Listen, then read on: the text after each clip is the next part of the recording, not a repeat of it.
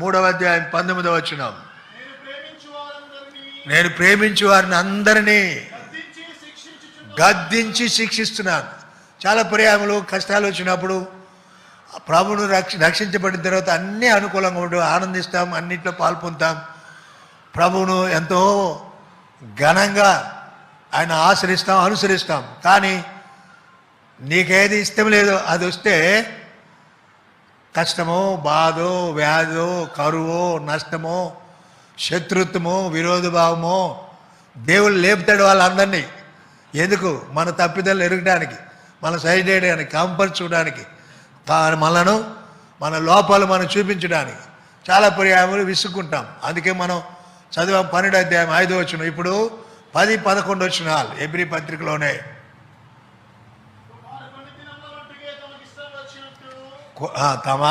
కొన్ని దినముల వరకే తమకు